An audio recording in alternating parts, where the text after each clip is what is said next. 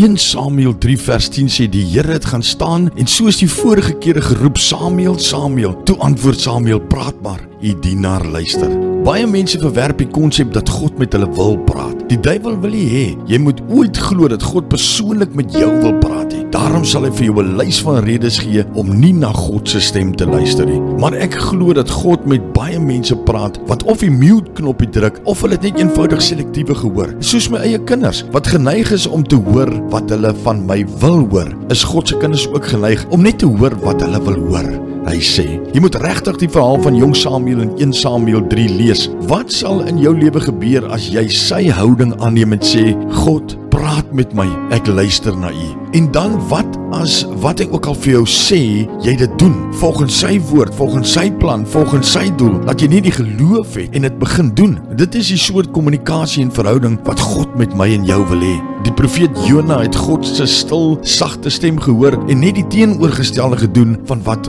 vir hom gesê is. Maar God draai die volumeknopjie harder deur 'n groot ou vis te stuur. My vriend, God en sy woord het altyd die finale sê. Aba Vader, dankie Here vir u lering vanmôre. Dankie vir u kosbare woord. Here, help ons dat u woord die laaste sê sal hê in ons lewens. Ons loof u, ons prys u en ons eer u in Jesus se naam.